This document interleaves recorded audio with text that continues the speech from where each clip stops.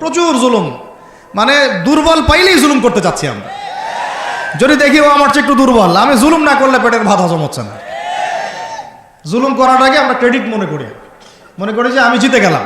আরে ভাই, কাল কিয়ামতের মাঠে কি হবে আপনার আমার অবস্থা? কাল কিয়ামতের মাঠে কি হবে অবস্থা? নবী সাল্লাল্লাহু আলাইহি ওয়াসাল্লামের কথা কি মিথ্যা?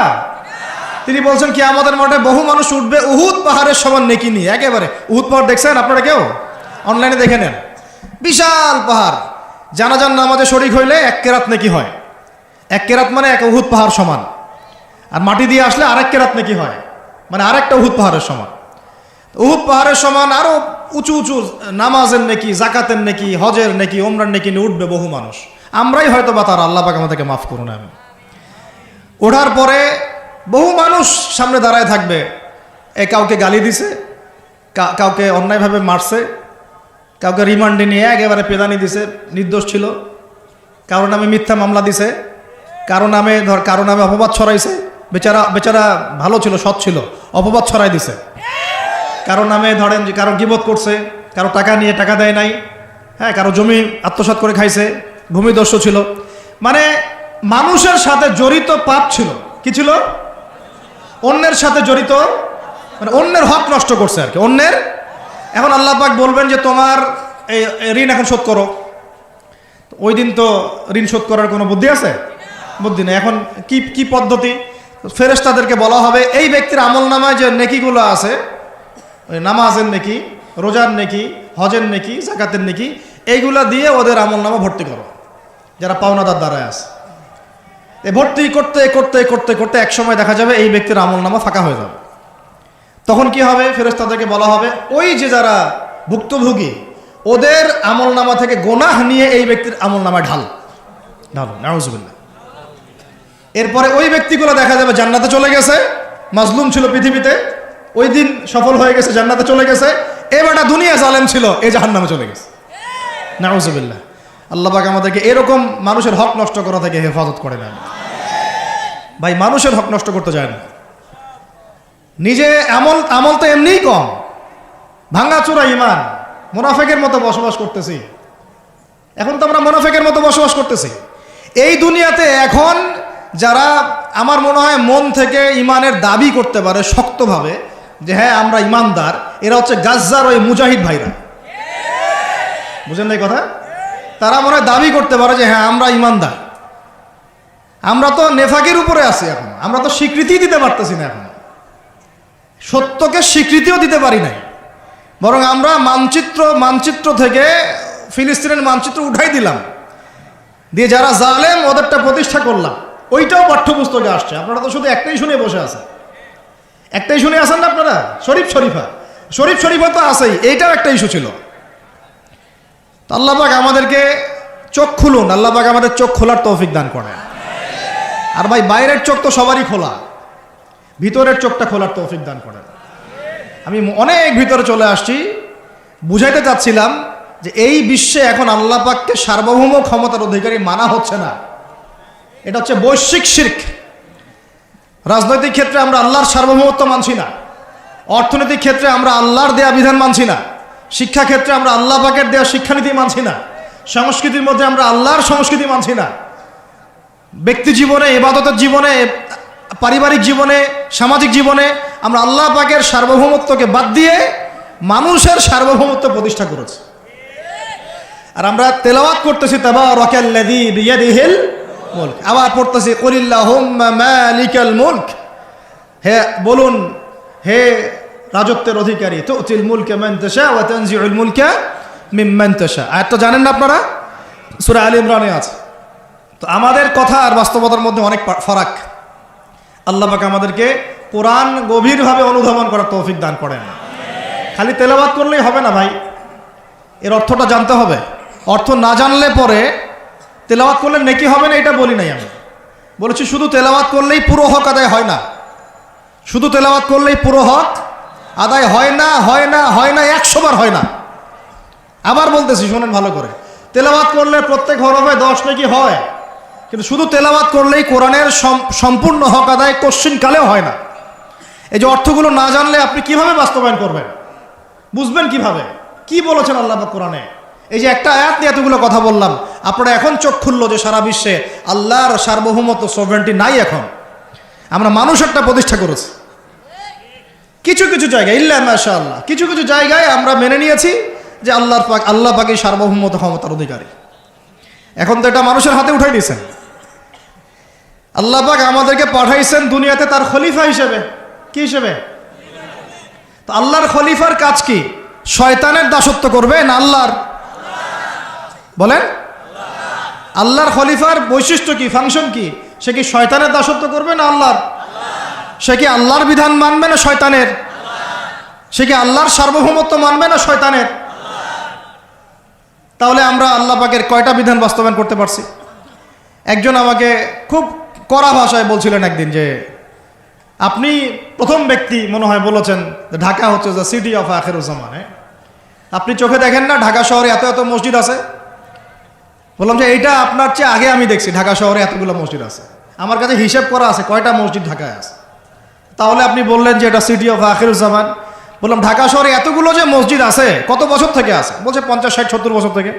তো বলো 70 বছরে কোরআনের আপনি একটা বিধান বাস্তবায়ন করতে পারছেন ঢাকায়? বলেন, পারছেন? ঢাকা শহরে কি চোরের হাত কাটা হয়? ঢাকা শহরে কি ওই যে জেনার শাস্তি দেওয়া হয়? মদ পান করলে 40 লাঠি দেওয়া হয়? ব্যভিচার করলে রজম দেয়া হয়? সমকামিতা করলে রজম দেয়া হয়? ধর্ষণ করলে প্রকাশ্য মৃত্যুদণ্ড দেয়া হয়? মসজিদ দিয়ে কি করবেন আপনি এখন? বলেন, এতগুলো মসজিদ দিয়ে কি করবে? মসজিদে আমরা নামাজ পড়ি, ব্যক্তিগত ইবাদত। আর মানুষের বাঙালিকে কারা জানি বুঝাইছে সারা জীবন যত ইচ্ছা পাপ কর, শেষ জীবন একটা মসজিদ বানায় যাইস বা মসজিদের সভাপতি হয়ে থাকিস। ঠিক আছে, যত ইচ্ছা কর, যা ইচ্ছা কর, সুদ খা, ঘুষ খা, সব কর, শেষে একটা মসজিদ বানাই দিস। কারণ হাদিসটা হচ্ছে মান বানা লিল্লাহি মাসাজিদান বানাল্লাহু বাইতান ফিল জান্নাহ। কেউ যদি আল্লাহর জন্য একটা মসজিদ বানায়, আল্লাহ পাক তার জন্য জান্নাতে একটা ঘর বানাবে। ব্যাস, এই হাদিসের উপর আমল কইরা কবরে যাবে। সারা জীবন যে আমি মাশাআল্লাহ নাউজুবিল্লাহ আল্লাহর কোনো বিধানই মানলাম না, না নামাজ, না যাকাত, না সাদাকা, না এই যে কোরআন এর হক আদায় করা, না আমর বিল মারুফ, না নাহি আনিল মুনকার, না ইকামাতুদ দ্বীন, ইত্যাদি ইত্যাদি। প্রথম কথা বলছিলাম লাআল্লাকুম তাত্তাকুনের হক আদায় করতে হবে। রাজি আছি তো ইনশাআল্লাহ? 2 নাম্বার এই যে বলছিলাম কুতিবা আলাইকুম নিয়ে কথা। কুতিবা আলাইকুম শুধু সিয়াম না, কুতিবা আলাইকুম কিসাসও আছে এখানে। কোন কিতাব? এখানে আছে না? নাকি বাড়ায় বললাম? আর এই কোরআন তো ভাই সবারই বাসায় আছে, কেন মানতে চান না? এত কেন ভনিতা কোরআনের সাথে? আর বাঁচবই বা কতদিন আমরা? সর্বোচ্চ 100 বছর। ভাই সবাইকেই তো একা একা আল্লাহর সামনে দাঁড়াইতে হবে, তাহলে এত ভনিতা কিসের? এত নেফাকি কেন? এত অস্বীকৃতি কেন? ইসলাম নিয়ে এত অ্যালার্জি কেন? আল্লাহ রসুল এবং ইসলামের নাম শুনলে গা জ্বলে কেন? কোরআন সুন্নাহর বিধানের কথা শুনলে কেন মনে হয় যে বাঁকা চোখে তাকান কেন? না জানি আবার কি বলতেছে, কোন জঙ্গি আসলো, কোন সন্ত্রাসী আসলো, এগুলো কি শুরু করছেন? এটা কোরআনের কথা, হাদিসের কথা, আল্লাহর কথা, রসুলের কথা। এখানে এইসব শব্দ প্রয়োগ করেন কেন? কবরে কি আমরা যাব, আপনারা যাবেন না? আপনাদেরকে হিসাব দেওয়া লাগবে না? কি মনে করতেছেন আপনারা? আর এই উম্মার বিজয়ের জন্য কি শুধু আমাদের একার দায়িত্ব না, সবার দায়িত্ব আছে? সবাই মিলে তো শক্ত হাতে একটা হাতল ধরলে না ইসলাম বিজয় হবে। তো আল্লাহ পাক যে ক্ষমতা যাদেরকে দিয়েছেন, কেন আপনারা বুঝতে চেষ্টা করেন না যে আল্লাহ রাব্বুল আলামিনের কাছেই সার্বভৌম ক্ষমতা, তার বিধান বাস্তবায়ন করেন, আল্লাহ পাক আপনাদেরকে আরো শক্তিশালী করবেন ইনশাআল্লাহ। যদি না করেন তাহলে শোনেন, একটা সময় পর্যন্ত আল্লাহ পাক ছাড় দেন। এটা ইতিহাস।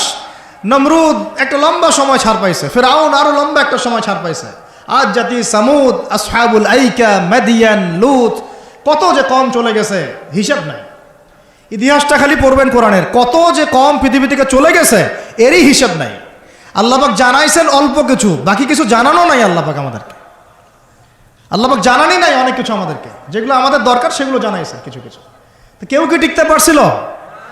কেউ কি আল্লাহর বিধানের বাইরে গিয়ে চলতে পারছে? দুনিয়া টিকতে পারছে? কেউ কি চিরস্থায়ী ছিল? কোন নবীও তো চিরস্থায়ী ছিল না। তাহলে কিসের পিছনে ছুটতেছেন? আল্লাহ পাক আমাদের সবাইকে কথাগুলো বোঝার তৌফিক দান করেন। ব্যক্তি জীবন থেকে শুরু করে এক সর্বোচ্চ লেভেল পর্যন্ত কোরআন, হাদিস, ইসলামকে বাস্তবায়ন করার তৌফিক দান করেন।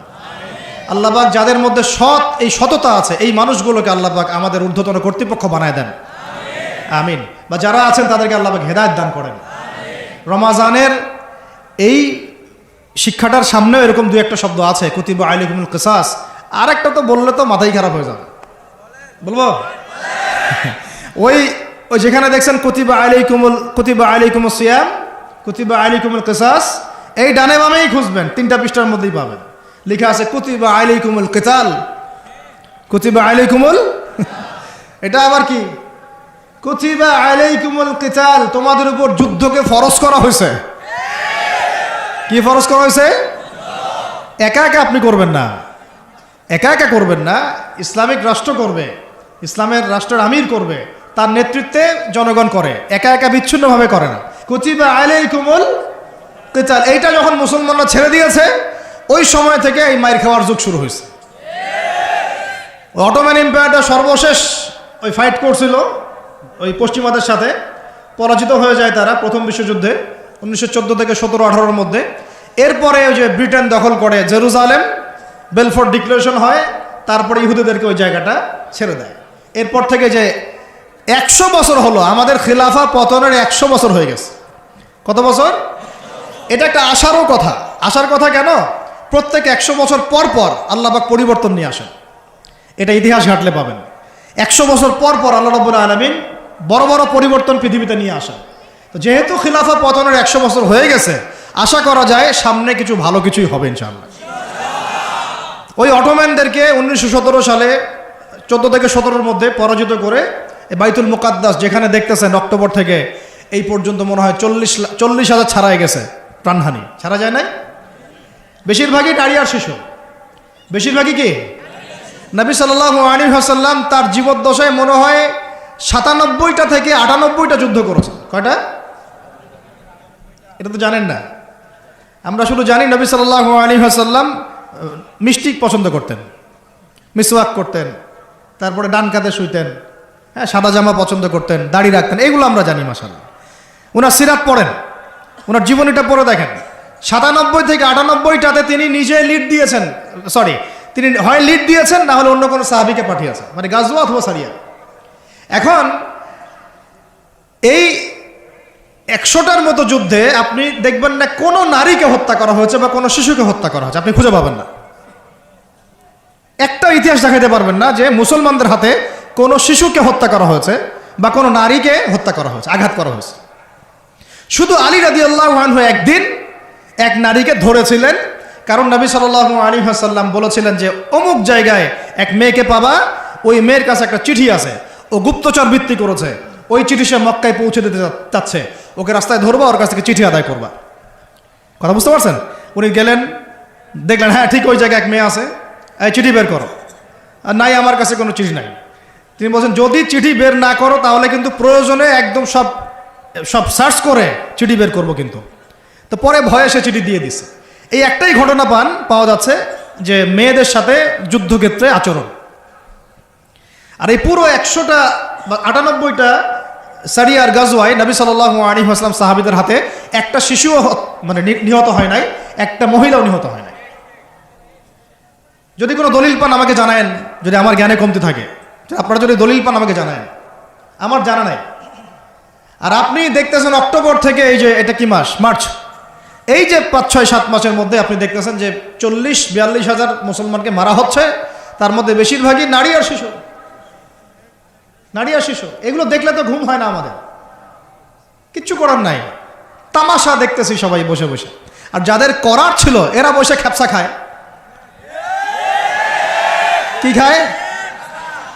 ওরা ওই সিনেমা হল উদ্বোধন করে, মদের বার ওপেন করে, হ্যাঁ সুবহানাল্লাহ। পাশে নবী সাল্লাল্লাহু আলাইহি ওয়াসাল্লাম শুয়ে আছে, চিন্তা করেন, সাহাবীরা রাদিয়াল্লাহু আনহুম আজমাইন তারা শুয়ে আছেন। ওখানে গেলে মুমিনদের চোখের পানি ছেড়ে দেয় মানুষ। কি একটা অবস্থা! ওইখানে আল্লাহর ঘর বাইতুল্লাহুল হারাম। অনেকে আবার বলে কি করার আছে আমাদের কিছুই করার নাই। হ্যাঁ, তো ওই জন্য একদিন বলছিলাম তো কিছু করার নাই, তাহলে নেইমারকে নিয়ে এসে ফুটবল খেলা, ওটাও চলতেছিল। হ্যাঁ, বিভিন্ন বলিউড তারকা, হলিউড তারকা আইসা এসে কনসার্ট করতেছে, এগুলা করেন, কিছু করার নাই তো। বেশি না, আপনারা যদি একটু জিও পলিটিক্স পড়েন দেখবেন 10টা, বেশি না 10টা মুসলিম কান্ট্রি যদি একসাথে হয়, 10টা মুসলিম কান্ট্রি যদি একসাথে হয় বা একটা টেবিলে বসতে পারে, এই 10টা মুসলিম কান্ট্রির কাছে যে পরিমাণ সৈন্য আছে, যে পরিমাণ অস্ত্র আছে, যে পরিমাণ জ্বালানি আছে, যে পরিমাণ তেল আছে, আর যে পরিমাণ গ্যাস আছে, আর বাকি কথা নাই বললাম, এই ইসরায়েলের মতো 100টা দেশের সাথে মোকাবেলা করতে পারত। এক একটা বাচ্চার রক্তের বদলা নেওয়া যাইতো, একটা একটা বোনের ইজ্জতের বদলা নেওয়া যাইতো। শুধু ওই ইমানদার কোন ওমর আল্লাহ পাক এখন আমাদের কাছে দেন নাই। কারণ কেন দেন নাই জানেন? কারণ আমরা তো আর তার সাহাবীদের মতো না। আমরা যদি সাহাবীওয়ালা জিন্দেগি আবার শুরু করি, আল্লাহ পাক ওমর ইবনুল খাত্তাবও পাঠাবেন ইনশাআল্লাহ। বুঝাতে পারতেছি না? আমরা ঠিক না হলে তো আসমান থেকে ফেরেশতা নামবে না ভাই। আর আমরা এই এত দূরে বসে ছোট্ট একটা রাষ্ট্রের মধ্যে আলোচনা করি, কি আলোচনা করি আর কি ফায়দা হবে? কিন্তু আলোচনাগুলো করতেছি আল্লাহর কাছে দায়মুক্ত হওয়ার জন্য, যাতে আপনারা সত্যটা জানেন এবং হকটা বুঝতে চেষ্টা করেন, আপনার পরবর্তী প্রজন্মকে এটা জানান। আল্লাহ চাইতো আমরা না পড়লে কি হয়েছে, দেখা যাবে 100 বছর পরে হইলেও আমাদের পরবর্তী প্রজন্মরা ইনশাল্লাহ বাইতুল মুকাদ্দাস উদ্ধার করবে ইনশাল্লাহ। কারণ লিখা তো হয়ে গেছে এটা, যে ওইটা আমাদের হাতে আসতেছে ইনশাল্লাহ। এবং ওইখানে 40 বছর ইসলামিক খেলাফত বাস্তবায়ন না হওয়া পর্যন্ত এই বিশ্বে কিয়ামত হবে না ইনশাল্লাহ। কত বছর? কে করবে? ঈসা আলাইহিস সালাম। কে করবেন? ঈসা আলাইহিস সালাম। তার সাথে সঙ্গ দিবেন ইমামুল মাহদি। এটা হবে সামনে। এখন ওইটা যখন হবে, ওই 40 বছর ইসলামী খেলাফত, তখন তাবারাকাল্লাযী বিয়াদিহিল মুলক, ওই আল্লাহ পাকের যে মুলক, আল্লাহ পাকের সার্বভৌমত্ব, আল্লাহ পাকের সরভেন্টি, আল্লাহ পাকের রাজত্ব, ওইটা সারা বিশ্বে প্রতিষ্ঠা হবে ইনশাআল্লাহ। এখন ওইটা নাই। এখন কি আছে? এখন মুলক হচ্ছে জাতিসংঘের, সব কিছু ওদের হাতে। আর এগুলো গঠনই করা হয়েছিল মুসলমানদের স্বার্থ দমন করে পশ্চিমাদের স্বার্থ উন্নয়নের জন্য। একেবারে খোলামেলা কথা বললাম। এখন পর্যন্ত ওদের ভিশন এবং এজেন্ডা এইটাই। পৃথিবীর কোনো জায়গায় মুসলমানের স্বার্থ তারা সর্বোচ্চ অগ্রাধিকার দিবে না, বরং আমাদেরকে দাস বানানোর জন্য এটা তৈরি করছে ওরা। আর আমরা এখন সেই দাসত্বের মধ্যে চলে আসছি। কেউ কিছু বলেও না, কেউ কিছু করে, সবাই মেনে নিয়েছি। আর কেন আলোচনা করে লাভ নাই? আপনারা প্রত্যেকটা ঘরে ঘরে একটা করে আইয়ুবের জন্ম দেন, আলোচনা করে লাভ নাই। এত প্রত্যেকটা মা বোনকে বলবো, একটা করে বাচ্চা দেন আমাদেরকে আইয়ুবের মতো, একটা করে বাচ্চা দেন তারেক বিন জিয়াদের মতো, একটা করে বাচ্চা দেন আমাদেরকে বিন কাসিমের মতো। ইনশাল্লাহ আজ না হোক 100 বছর পরে হলেও ইনশাল্লাহ বিশ্বের শাসন ক্ষমতা আমাদের হাতে আসবে ইনশাল্লাহ।